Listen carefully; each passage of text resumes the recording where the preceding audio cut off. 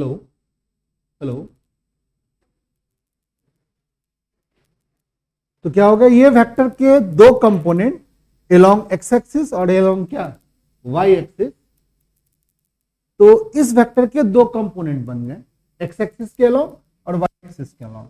तो ए वेक्टर को हम लोग इस तरीके से लिख सकते हैं, ए एक्स आई कैप और ए वाई बोलो जे कैप लिख सकते हैं, यानी दो कार्टेशियन कंपोनेंट हो गए। ठीक है।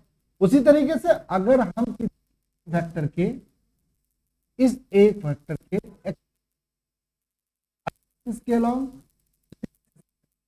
ये आर वेक्टर है सपोज कर लो, और इस आर वेक्टर के हम तीन कंपोनेंट लिखेंगे, is a vector along x axis, r y is a vector along क्या बोलो वाई एक्सिस, और r z is a vector along क्या z axis. Then we can say that this is the three component cartesian component of a vector along x axis, y axis and z axis. यानी इस vector के तीन और इस vector के कितने हैं, दो कंपोनेंट है। कोई बच्चा बताएगा ये जो ए कॉस ए जो है, ए एक्स जो है, वो ए इस पूरे वेक्टर का क्या बता रहा है, ए एक्स क्या है, मैग्नीट्यूड ऑफ दिस वेक्टर क्या होगा भाई, ए कॉस थीटा, और इसका कंपोनेंट इसका क्या होगा मैग्नीट्यूड, ए वाई का मैग्नीट्यूड क्या होगा भाई, ए साइन थीटा। ठीक है। यानी किसी भी वेक्टर को अगर हम ऐसे लिखते हैं और इसका इस डायरेक्शन में कोई कंपोनेंट पूछा जाए और ये एंगल थीटा है, तो इस वेक्टर का अगर ये आर वेक्टर है तो इसका एक कंपोनेंट हम क्या लिख सकते हैं आर एक्स, और ये आर एक्स कंपोनेंट जो है वो आर कॉस थीटा के बराबर होगा। उसी तरीके से अगर इसी वेक्टर को हम इस डायरेक्शन में पूछें, वाई डायरेक्शन में पूछें, और यहां से एक परपेंडिकुलर खींच दें, तो ये वेक्टर का हमारा आर साइन थीटा क्या हो गया, ये आर वाई वेक्टर है। एक्स एक्सिस के अलोंग जो डायरेक्शन को रिप्रेजेंट करने वाला वेक्टर है वो आई कैप, और वाई एक्सिस के अलोंग जो डायरेक्शन को रिप्रेजेंट करने वाला हो जे कैप। तो हमारा आर वेक्टर को हम क्या लिख सकते हैं, बताओ कोई बच्चा बोलो, आर एक्स प्लस में आर वाई, जिसको हम लिख सकते हैं r sine theta sorry cos theta i cap plus में r sine theta j cap. ये क्या क्या बताता है, कोई बच्चा बताओ, ये क्या बताता है, क्या बताता है, ये वाला पार्ट क्या बताता है मैग्नीट्यूड, ये वाला पार्ट क्या बताता है मैग्नीट्यूड, ये आई कैप क्या बताता है, और ये जे कैप क्या बताता है डायरेक्शन। टोटल मिला के क्या हो गया आर एस वेक्टर, टोटल मिला के क्या हो गया आर वाई। समझ गया, चलो तो ये हमारा मोशन इन क्या हो गया बताओ। अगर ऐसी बात है तो इसको हम बोलेंगे मोशन, मोशन इन 2D। ठीक है। और यहां पर अगर थ्री कंपोनेंट होगा, ये r x r y r z, तो लिखेंगे इसको लिख सकते हैं motion in plane, motion in plane, plane का मोशन। प्लेन ना बोलो सॉरी, प्लेन का मतलब नहीं, मोशन इन स्पेस, स्पेस कहने का मतलब 3D मोशन, और ये क्या हो गया हमारा 2D। तो 2 डायमेंशन में मोशन की जो पोजीशन वेक्टर, कोई ऑब्जेक्ट यहां है, इस पोजीशन को रिप्रेजेंट हम लोग इस दो कंपोनेंट के हेल्प से कर सकते हैं, कार्टेशियन कंपोनेंट के हेल्प से। समझ गए इतनी बात सब बच्चे। अब अगर हम मोशन इन 1 डायमेंशन की बात करते हैं तो हम सीधा सीधा ऑब्जेक्ट को क्या करते थे, स्ट्रेट लाइन मोशन कराते थे, ऐसे मोशन कराते थे। ऑब्जेक्ट ए से चलती थी और बी तक जाती थी, और इस मोशन को डिस्क्राइब करने के लिए हमें सिर्फ एक डायमेंशन की जरूरत होती थी, तो इसको बोलते थे मोशन इन क्या, motion in 1D, 1 dimensional motion. अब इस 1 डायमेंशनल मोशन को रिप्रेजेंट करने के लिए, अब सभी बच्चे अपने अपने कॉपी में लिखेगा, 1 डायमेंशन को रिप्रेजेंट करने में जब हम बात करते थे, 1 डायमेंशन की बात करते थे, तो बच्चे लिखोगे थोड़ा थोड़ा, 1 डायमेंशन की बात करते थे तो हमारे पास वेलोसिटी के 3 इक्वेशन थे। कौन कौन वेलोसिटी के इक्वेशन थे, बताओ कोई बच्चा। वेलोसिटी के कौन कौन इक्वेशन थे? v बराबर u बोलो प्लस at,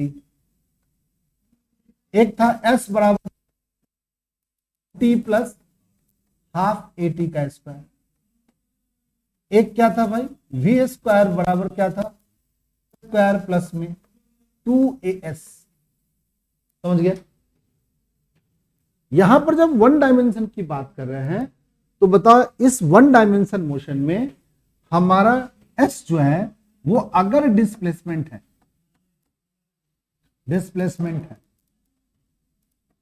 ये हमारा क्या है एक्सेलरेशन है,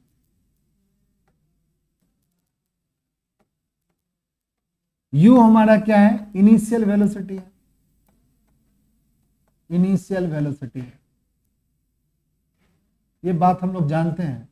v हमारा क्या है बताओ फाइनल वेलोसिटी है, और t हमारा क्या है बताओ टाइम है। ध्यान से सुनना सही बच्चे, यहां पर जो एक्सेलरेशन है, ये जो एक्सेलरेशन है, अभी जब भी हम कोई मोशन की बात करेंगे तो एक्सेलरेशन को हमेशा क्या मानेंगे कांस्टेंट मानेंगे, एक्सेलरेशन को क्या मानेंगे कांस्टेंट मानेंगे, ये ना बदलेगा, ये कभी नहीं बदलेगा। इस फॉर्मूले में जब हम कोई मोशन की बात कर ले जिसमें एक्सेलरेशन चेंज नहीं होगा तो ये वाला फॉर्मूला हम क्या करते हैं यूज करते हैं, ये वाला फॉर्मूला v बराबर u प्लस at, s बराबर ut plus half at square, v square बराबर u स्क्वायर प्लस में 2s, इस फॉर्मूले को यूज करेंगे। बट वन डायमेंशन में क्या होगा, यहां पर वन डायमेंशन में डिस्प्लेसमेंट के एक ही कंपोनेंट होंगे, डिस्प्लेसमेंट एक पर्टिकुलर कंपोनेंट में होगा, या तो x कंपोनेंट में होगा या y डायरेक्शन में होगा। समझ गया? यानी डिस्प्लेसमेंट को एक्सप्रेस करने के लिए सिर्फ एक डायमेंशन की जरूरत पड़ेगी, एक कोऑर्डिनेट एक्सिस की जरूरत पड़ेगी। उसी तरीके से एक्सेलरेशन भी एक कोऑर्डिनेट एक्सिस से रिप्रेजेंट होगा, वेलोसिटी v सब एक, बताओ टाइम वेक्टर एक स्केलर है, टाइम वेक्टर एक स्केलर है। अरे यार टाइम क्या है स्केलर है भाई, इसके दो कोई कंपोनेंट नहीं होंगे, इसके सिर्फ एक कंपोनेंट होंगे। बट इन सबों के अगर वन डायमेंशन होंगे तो सिर्फ एक कंपोनेंट होंगे, अगर टू डायमेंशन होंगे तो दो कंपोनेंट होंगे, थ्री डायमेंशन होंगे तो थ्री कंपोनेंट होंगे। इस बात को फिर से एक बार समझेंगे। जैसे मान लो कि कोई ऑब्जेक्ट क्या किया, यहां से चला और ऐसे चला, यहां से चला ऐसे चल रहा है ऑब्जेक्ट। बताओ इस मोशन को डिस्क्राइब करने के लिए तुम्हें क्या जरूरत है भाई, इस एक्सिस से कितने डिस्टेंस पे था ये पहले पता कर लो। ठीक है, सपोज कर लो कि तुमने क्या किया कि एक रेफरेंस एक्सिस बना लिया, चलो हम एक रेफरेंस एक्सिस यहीं से बना लेते ऐसे। तो तुम क्या कहोगे कि सर एक्स एक्सिस के ओरिजिन से, इस पॉइंट को ओरिजिन से सर इतने डिस्टेंस पे आप आए, इतना ही डिस्टेंस तो रिप्रेजेंट कर रहे हो जो के अलोंग है। ठीक है, तो ये जो एक्सिस है, इस एक्सिस के रिस्पेक्ट तुम अपना पोजीशन क्या कर रहे हो चेंज करो, पहले यहां थे फिर यहां आ गए, फिर यहां आ गए, फिर यहां, एक्सिस तो इसी एक्सिस पे मोशन हो रही है। ठीक है ना, इसमें सिर्फ एक एक्सिस का ही रिप्रेजेंटेशन हो रहा है, यानी इस पॉइंट से, ये वाला जो पॉइंट है हमारा, ये जो पॉइंट है, इस पॉइंट से हमारा डिस्टेंस मेजर हो सकता है, इस पॉइंट से ये वाला पॉइंट से हमारा डिस्टेंस चेंज हो रहा है। ठीक, तो ऐसा ये वाला डिस्टेंस, तो ये 1D मोशन, ये क्या है 1D मोशन है। अब कहोगे सर ये 1D मोशन तो ठीक है सर, समझ में आ गया कि सीधा सीधा लाइन है सर, ठीक है, पर क्या हमेशा सीधा वाला लाइन 1D मोशन होगा? चलो एक और हम लोग बना लेते हैं और देखते हैं क्या वो 1D मोशन है। थोड़ा सा समझते हैं, यहीं पर एक बात छुपी हुई है। सपोज कर लो आपने एक मोशन ऐसे डिस्क्राइब किया कि सर हमारी गाड़ी कुछ ऐसे चल रही, ये वाली पॉइंट से शुरू हुआ सर और ये वाला पहुंच गया सर। अब देखोगे इसके मोशन को डिस्क्राइब करनी, यहां पर कोऑर्डिनेट एक्सिस बनाओ, ये कौन सी एक्सिस बनाई बताओ बच्चा पार्टी, वाई एक्सिस बनाया। तुम एक्स एक्सिस भी बनाना चाहोगे, बनाइए एक्स एक्सिस भी, तो सर लीजिए सर एक्स एक्सिस बना लिया सर। अब बताओ ये बॉडी का इनिशियल पॉइंट है, इस बॉडी का क्या है ये इनिशियल पॉइंट है, इस पॉइंट को आप 0 0 से रिप्रेजेंट कर सकते हो। ठीक है, बट जैसे ही आप यहां जाओगे, ये पॉइंट को डिस्क्राइब करने के लिए बोलेंगे, तो तुम कैसे बोलोगे? ए लड़का बच्चा मेरा, इधर आ जाओ बच्चा मेरा। अरे मेरे को तुम दिखता नहीं है, तुम भी तो मुझे दिखना चाहिए, चाहे उसके पास बैठ जाओ। हाँ, हमको तो तुम भी दिखना चाहिए और सारे बच्चे दिखते रहने चाहिए, ठीक है। तो ये वाला पॉइंट हमारा ओरिजिन पॉइंट है, और ये वाला पॉइंट क्या है बताओ? एक कोई पॉइंट है, इस पॉइंट को कहेंगे रिप्रेजेंट करो। तुम क्या बोलोगे कि सर इस पॉइंट को रिप्रेजेंट करने के लिए हम ये वाला डिस्टेंस भी डील करेंगे सर, और सर ये वाला डिस्टेंस भी डील करेंगे। ये हमारा वाई डिस्टेंस है सर, और ये हमारा क्या है सर? X distance. भाई यहां पर चलो, इस पॉइंट को आपने 0 0 मान लिया, हमने कहा कि ठीक है कोई दिक्कत नहीं भाई, ओरिजिन मान लिया तुमने, इस पॉइंट से तुम्हारा मोशन स्टार्ट हुआ। बट इस मोशन, इस पॉइंट को रिप्रेजेंट करना इस दो एक्सिस के रिस्पेक्ट, आप कर ये वाई डिस्टेंस है सर, और ये क्या है बताओ सर? X distance. अगर ये सर आर वेक्टर है, अगर ये वेक्टर है सर, तो इस पोजीशन वेक्टर को कोई बच्चा बता देगा कैसे लिखेंगे?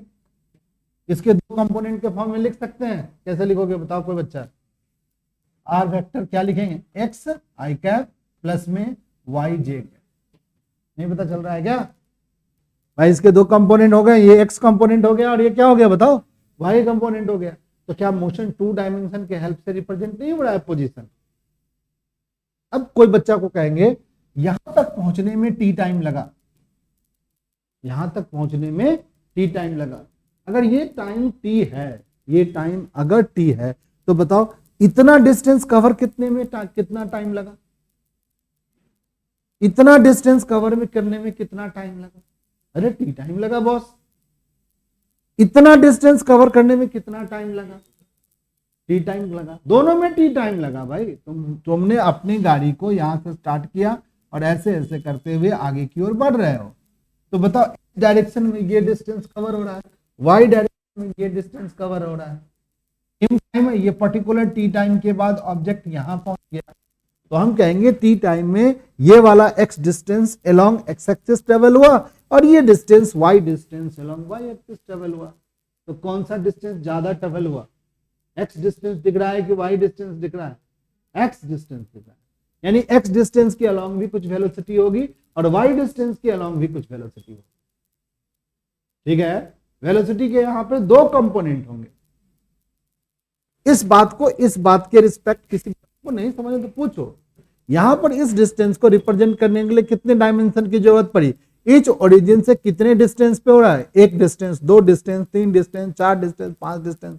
सपोज कर लो ये वाला एक्सिस से आपका डिस्टेंस हुआ, ये तो इसी लाइन, तो इसी एक्सिस के ऊपर है, तो ये तो 1 डायमेंशन। बट जैसे ही आप इसकी बात करते हो, इसकी बात करते हो, ये मोशन इन क्या है बोलो? 2 डायमेंशन। क्योंकि इसके यहां पर जो ये जो पॉइंट है, इस पॉइंट को रिप्रेजेंट करने के लिए हमें 2 कोऑर्डिनेट एक्सिस की जरूरत पड़ेगी। अब तुम कहोगे नहीं सर हम यहां पर ओरिजिन नहीं मानेंगे, कहीं और नहीं मान सकते? मान लो बॉस। तो कहां पे कोऑर्डिनेट एक्सिस मानने चाहते हो? तो सर मैं दूसरा कोऑर्डिनेट एक्सिस मानना चाहता हूं। कहां पे भाई? तो सर ये वाला आपका कोऑर्डिनेट एक्सिस सर, ठीक है भाई, ये वाला कोऑर्डिनेट एक्सिस ले लिया। तो इस पॉइंट का कोऑर्डिनेट अब 0 0 नहीं होगा, कितना होगा? कोई बच्चा बताएगा इस पॉइंट का कोऑर्डिनेट एक्सिस कितना होगा? भाई कुछ लिखना पड़ेगा भाई। ये वाला कोऑर्डिनेट एक्सिस नहीं होगा इस पॉइंट, इस एक्सिस के रिस्पेक्ट, क्योंकि हमने क्या माना? इसको 0 0 माना है। तो इस कोऑर्डिनेट का एक्सिस क्या होगा भाई? ये x1 होगा और ये क्या होगा? y1 होगा। ये वाला क्या होगा बताओ? x1 होगा कि y1 होगा? ये वाली लाइन, ये हमारा y1 होगा, और ये डिस्टेंस कौन होगा बताओ? x1 होगा। सॉरी, ये वाला डिस्टेंस क्या होगा? x1 होगा। ये डिस्टेंस x1 होगा, x1 होगा। अब ऑब्जेक्ट घूम करके यहां से कहां चला गया? यहां गया। यहां का कोऑर्डिनेट क्या होगा बताओ? x2 होगा। ये क्या होगा बताओ? y2 होगा। नहीं होगा? ये वाला डिस्टेंस बताओ सभी बच्चे, ये वाला डिस्टेंस क्या हो गया बताओ? y2 हो गया। ये वाला डिस्टेंस क्या हो गया बताओ? x2 हो गया। तो अगर हम यहां पर कहेंगे कि ये वेक्टर आपका r1 वेक्टर है, ओरिजिन से ये वाला वेक्टर हमारा r1 वेक्टर है, और एक लाइन हम यहां से ऐसे ज्वाइन कर दें, सॉरी इसको स्ट्रेट ज्वाइन करने की बात कर रहे हैं, ये हमारा r2 वेक्टर है। तो कोई बच्चा बताएगा r1 वेक्टर क्या होगा? बोलो R1 वेक्टर क्या होगा? क्या दिक्कत हो रहा है यार? x1 में आई कैप लगाएंगे और y1 में क्या लगाएंगे बताओ? जे कैप लगाएंगे। ठीक है, R2 क्या होगा बताओ कोई बच्चा? x2 आई कैप लिखेंगे और y2 क्या लिखेंगे बताओ? जे कैप लिखेंगे। अब ध्यान से देखो सभी बच्चे, कई बार मैं पढ़ा चुका हूं, यहां से एक वेक्टर ऐसे गया, एक वेक्टर ये गया, तो ये वाला को हम क्या लिखते थे बताओ कोई बच्चा? रिजल्ट वेक्टर लिखते थे। इसको हम लोग डेल्टा आर लिख सकते हैं। इसको क्या लिख सकते हैं? Delta R. ये जो डेल्टा आर वेक्टर है, ये हमेशा निकालने के लिए R2 वेक्टर जो फाइनल वेक्टर है उसमें से R1 वेक्टर क्या कर देंगे? और ये डेल्टा आर जो है इसी को हम क्या बोलते थे? Displacement vector.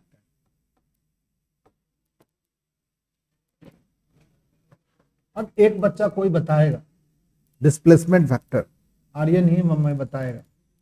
आर्यन बताओ, ये जो डिस्प्लेसमेंट वेक्टर हमने यहां बनाया और पहले जो ये आर वेक्टर हमने इसको लिखा था, ये वेक्टर को हमने आर वेक्टर लिखा जब कोऑर्डिनेट एक्सिस ग्रीन वाली लाइन थी, ये डिस्प्लेसमेंट और ये आर वेक्टर क्या सेम है?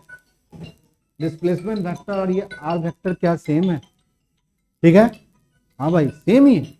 ये वेक्टर और ये वेक्टर क्या है? सेम वेक्टर है। ये वेक्टर और ये वेक्टर क्या है? सेम वेक्टर है। ये वाला आर वेक्टर और ये वेक्टर क्या है? Same vector. ये डिफरेंट वेक्टर नहीं है, एग्जैक्ट सेम वेक्टर है भाई। इसी लेंथ को तो हमने इस कोऑर्डिनेट एक्सिस के रिस्पेक्ट हमने ये वाले लेंथ को ही तो आर वेक्टर पहले केस में लिख दिया था। अब जब हमने कोऑर्डिनेट एक्सिस चेंज कर दिया तब भी तो रिजल्टेंट वेक्टर हमारा डेल्टा आर जो है वो क्या है बताओ? इसी वेक्टर को तो रिप्रेजेंट कर रहा है। यही डायरेक्शन, इतनी ही मैग्नीट्यूड को इस बार हमने नाम क्या रख दिया? Delta R vector. तो ये जो डेल्टा आर वेक्टर है और ये जो ऊपर वाला आर वेक्टर है, दोनों क्या है? सेम है। दोनों को ट्रेवल करने में, ये डिस्टेंस ट्रेवल करने में कितना टाइम लगा है? t टाइम लगा है। तो अगर v एवरेज की बात करते हैं, v एवरेज की बात करते हैं तो डेल्टा आर वेक्टर को डिवाइड कर दो डेल्टा t वेक्टर से, या ऊपर वाले केस में एवरेज v एवरेज की बात करते हैं तो बताओ क्या होगा? बताओ आर वेक्टर को डिवाइड कर दो टी वेक्टर से, तो सेम तो वही बात। तो कहा गया कि रेफरेंस पॉइंट अगर हम बदलेंगे तो ये वाला डिस्प्लेसमेंट वेक्टर कभी भी चेंज नहीं होगा। ठीक है, तो तुम कहोगे सर यहां पर जो डेल्टा आर वेक्टर का जो मैग्नीट्यूड आएगा क्या इस वाले वेक्टर के मैग्नीट्यूड के सेम आएगा? हाँ भाई सेम आएगा, क्योंकि देख रहे हो भाई ये वाली जो लेंथ है यही तो ए बी, जब हमने ये ग्रीन वाला जब कोऑर्डिनेट एक्सिस लिया था तब भी यही लेंथ था, और जब हमने व्हाइट वाली कोऑर्डिनेट एक्सिस ली तब भी तो लेंथ इतना ही आ रहा है। एक और बात इसमें छोटी सी एक बात घुसी हुई है वेक्टर का, उसको सभी बच्चे याद रखो। अगर इसका एक हम लोग रफ डायग्राम नीचे बना ले, देखो सभी बच्चे इसी चीज को हम लोग ऐसे थोड़ा समझ ले। एक वेक्टर हमने कैसे बनाया? ऐसे बनाया है। दूसरा वेक्टर हमने कैसे बनाया? ऐसे बनाया। इसको वेक्टर को हम लोग R1 माना है, इसको R2 माना है, और इसको माना है बताओ? डेल्टा आर माना है। सुनो, क्या कोई बच्चा इसमें ट्रायंगल लॉ लगा सकते हैं? क्या नहीं लगा सकते ट्रायंगल लॉ यार? क्या दिक्कत है ट्रायंगल लॉ लगाने में? इसको O लिख दिया, इसको A लिख दिया, इसको B लिख दिया, तो कैसे लगाओगे ट्रायंगल लॉ? अप्लाई करो ट्रायंगल लॉ। सही बच्चे लिखो, है लड़का बच्चा ट्रायंगल लॉ। अरे यार ट्रायंगल लॉ लिखो। ए वेक्टर, इस ओ ए वेक्टर में क्या जोड़ोगे बताओ? A B vector. इस ए बी वेक्टर को जोड़ोगे, क्या लिखोगे बताओ? ओ वेक्टर लिखोगे। यही तो ट्रायंगल लॉ सीखा था हमने। एक वेक्टर ऐसे, इसके टिप पे दूसरा वेक्टर। अब ओ ए वेक्टर को क्या लिखोगे बताओ? R1 vector. बी को क्या लिखोगे बताओ? वेक्टर को क्या, डेल्टा आर वेक्टर को क्या लिख सकते हैं बताओ? बोलो, डेल्टा आर वेक्टर को क्या लिख सकते हैं बताओ? बोलो, R2 vector minus R1 vector. यही तो डायरेक्ट हम लिख दे रहे हैं, R2 vector minus R1 vector. ठीक है, अब अगर R2 की वैल्यू, ये वाली वैल्यू वहां पुट कर दे, R1 की वैल्यू वहां पुट कर दे, तो डेल्टा आर वेक्टर कोई बच्चा बता दो क्या लिख दोगे? R2 की वैल्यू R1 वेक्टर को पुट कर दे तो x2 i कैप प्लस में y2 j कैप, इसमें से माइनस कर देंगे x1 i कैप, माइनस में कर देंगे y1 j कैप, इसमें से इसको माइनस करेंगे तो डेल्टा x i कैप हो जाएगा प्लस में डेल्टा y j कैप। ये डेल्टा आर, इस डेल्टा आर को बोलेंगे क्या, डिस्प्लेसमेंट वेक्टर, इसको बोलेंगे डिस्प्लेसमेंट अलोंग एक्स एक्सिस, इसको बोलेंगे डिस्प्लेसमेंट अलोंग क्या, वाई एक्सिस। अब कहेंगे वाई एक्सिस के अलोंग डिस्प्लेसमेंट क्या हुआ सर, तो displacement along y axis, x axis के अलोंग ये हुआ, ये एक्स एक्सिस के अलोंग डिस्प्लेसमेंट हुआ। हम पूछेंगे डिस्प्लेसमेंट अलोंग वाई एक्सिस क्या हुआ सर, तो ये डिस्प्लेसमेंट अलोंग वाई एक्सिस। बताओ डिस्प्लेसमेंट अलोंग वाई एक्सिस और डिस्प्लेसमेंट अलोंग एक्स एक्सिस में कौन सा डिस्प्लेसमेंट ज्यादा दिख रहा है। अरे यार ऑब्जर्व करके बताओ, ये बड़ा दिख रहा है कि ये बड़ा दिख रहा है।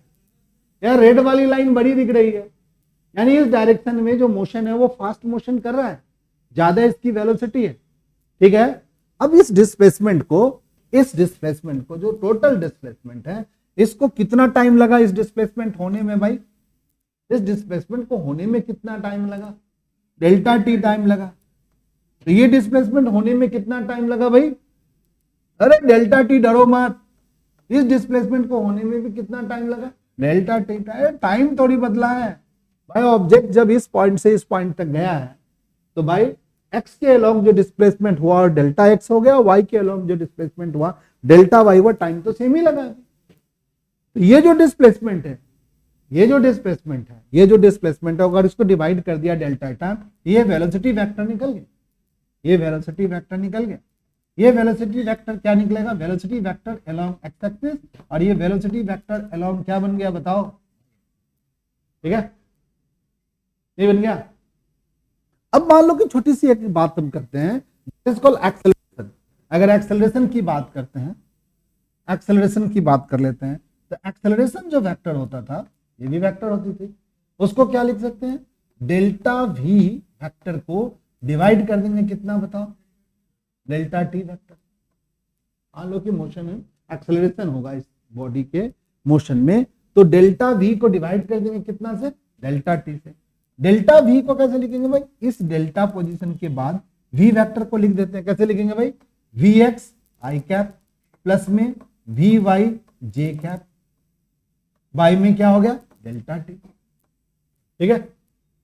अब क्या होगा, ये डेल्टा वाला ऑपरेटर दोनों पे चला जाएगा, तो डेल्टा वाला अगर ऑपरेटर दोनों पे जाएगा तो कैसे लिखेंगे डेल्टा वाला ऑपरेटर के लिए, हाँ डेल्टा वाला ऑपरेटर के लिए कैसे लिखेंगे भाई, तो delta change in velocity along x axis by में डेल्टा टी आई कैप लिख देते हैं, change in velocity along y axis और बाय में क्या रखेंगे, डेल्टा टी, और यहाँ जे कैप लिख देंगे। वेलोसिटी बाय में time, change in velocity bye में टाइम क्या लिख सकते हैं बताओ, एक्सेलरेशन एक्स एक्सिस के अलोंग, और एक्सेलरेशन क्या होगा बताओ, वाई एक्सिस के।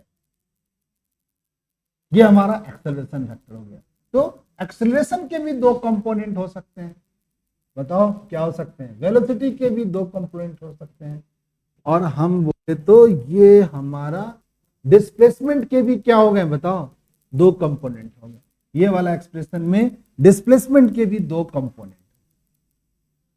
यानी नटसेल में अगर पूरी बात करें कि हमारी जो मोशन प्लेन में होती है, तो एक्स एक्सिस के वाई एक्सिस के मोशन एक्स एक्सिस भी मोशन एक्सेलरेशन एक्सिस होगा, और एक्सेलरेशन अलोंग क्या होगा, वाई एक्सिस। अब अगर इस बात को जो वेलोसिटी के इक्वेशन, इस वेलोसिटी के इक्वेशन में वन डायमेंशन है तो हम सिंपल ऐसे लिखते थे, बट जब जैसे ही हम मोशन इन प्लेन की बात करेंगे, दो डायमेंशन का मोशन की बात करेंगे, तो अगर हम ऐसे लिखना चाहें, देखो बताते हैं बच्चों, अब मान लो कि तुम ऐसे लिखना चाह रहे हो, हम इस इक्वेशन को, ये जो हमारा इक्वेशन है v बराबर क्या है बताओ, u प्लस ईटी। ये तो तब हम लिखते हैं जब मोशन इन वन डायमेंशन की बात करते हैं, पर्टिकुलर एक डायमेंशन में एक ही 1D मोशन हो रही है, पर जैसे ही इसमें 2 डायमेंशन की बात होगी तो वेलोसिटी अलोंग एक्स एक्सिस और वेलोसिटी अलोंग वाई एक्सिस लिख सकते हैं, ठीक है। Initial velocity along x axis, initial acceleration along x axis, क्या टाइम का रेजोल्यूशन होगा? नहीं होगा भाई, टाइम तो स्केलर क्वांटिटी है सर। फिर क्या लिखेंगे? Velocity along y axis, initial velocity along y axis plus में ax इंटू में क्या लिखेगा t। टाइम दोनों के लिए क्या होगा बताओ? सेम है।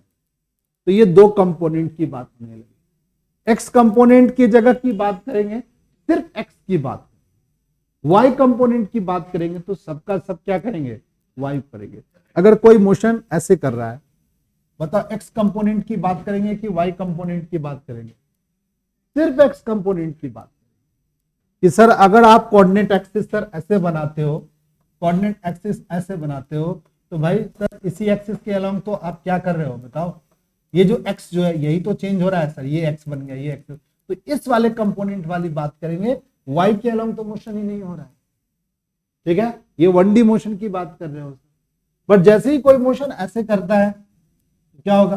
कुछ दो कोऑर्डिनेट एक्सिस के अलोंग आपका डिस्प्लेसमेंट x ये बन रहा है सर, y सर ये बन रहा है, x एक्सिस के सर अलोंग भी मोशन होगा, y एक्सिस के भी अलोंग मोशन होगा सर। x का वेलोसिटी कंपोनेंट बनेगा, y का भी वेलोसिटी कंपोनेंट बनेगा, एक्सेलरेशन का भी x कंपोनेंट बनेगा, y एक्सेलरेशन का भी y कंपोनेंट बनेगा, बट टाइम का सर एक ही कंपोनेंट। अगर तुम्हें हम पूछेंगे s बराबर ut plus half at square, पढ़ते हो ना? हम कहेंगे इसका x कंपोनेंट का एक्सप्रेशन लिखो, तो कैसे लिखोगे? इसका एक x कंपोनेंट बनेगा, क्या लिखेंगे? x बराबर बोलो uxt प्लस 1/2 बोलो axt का स्क्वायर। ये x क्या है? डिस्प्लेसमेंट है, तो डिस्प्लेसमेंट का x कंपोनेंट होगा। उसी तरह का डिस्प्लेसमेंट का y कंपोनेंट क्या होगा? uyt प्लस 1/2 ayt का स्क्वायर। ये हो गया, ये x कंपोनेंट बन गया, और ये क्या बन गया बताओ बच्चा पार्टी? y component. ठीक, अगर हम मोशन इन प्लेन की बात करते हैं तो 3 डायमेंशन की बात भी करते हैं, ठीक है? अब इस पर एक सवाल के थ्रू हम लोग क्या करेंगे, थोड़ा एक समझेंगे, सारी बातें समझ में आ जाएगा। देखो क्या समझाना हम चाह रहे हैं। हमारा ये चैप्टर हो गया motion in plane first book में, ये थर्ड नहीं फोर्थ चैप्टर ना, खुल जा भाई। मोशन लॉज ऑफ मोशन नहीं भाई, laws of motion fourth chapter है, थर्ड चैप्टर ही है हम लोग का।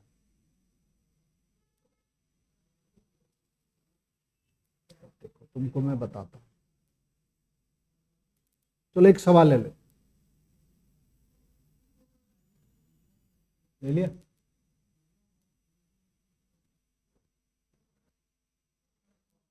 बताओ ये मोशन इन प्लेन है कि मोशन इन 2 डायमेंशन है कि 3 डायमेंशन? 3 dimension motion. किसी को समझ दिक्कत नहीं हुआ? क्योंकि एक आई एक्सिस है, एक जे है, और एक क्या है? अब इस आर को हम ऐसे लिख दें, आर को हम ऐसे लिखते हैं, ये पूरी जो थ्योरी अभी हमने पढ़ाई है उस पर एक एग्जांपल के थ्रू हम इस बात को क्या करते हैं? एक्सप्लेन करने की कोशिश कर रहे हैं। ये आर को अभी तुम्हारे सवाल में कैसे लिखा हुआ है?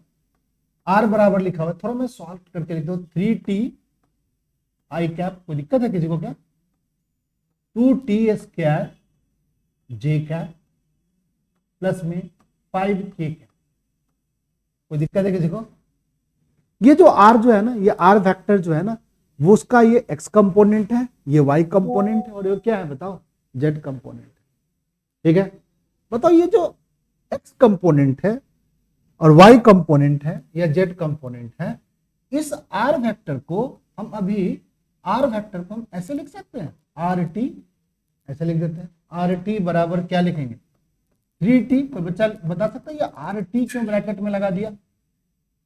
अच्छा बोलो यार, लेकिन नहीं सर मैं नहीं जानता, नहीं पता है? नहीं बेटा, ये आर टी करने का मतलब आर एक पोजीशन वेक्टर है, डिस्प्लेसमेंट वेक्टर है जो टाइम पे डिपेंड करता है। ठीक है ना?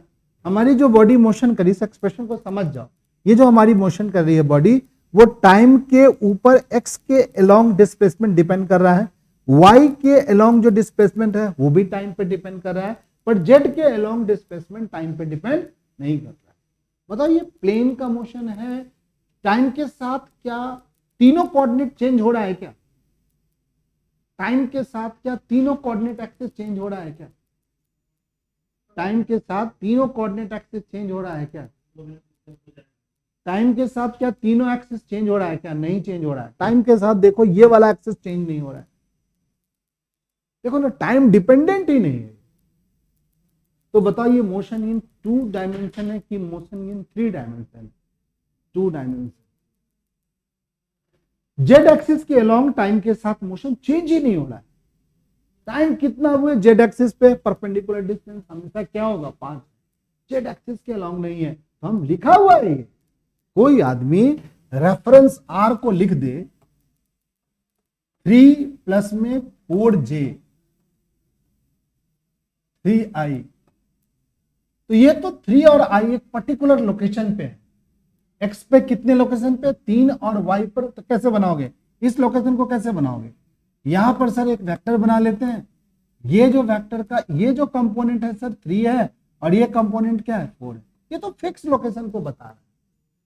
बट इसी में आर वेक्टर में हम लिख दें 3t i कैप प्लस में 4j कैप।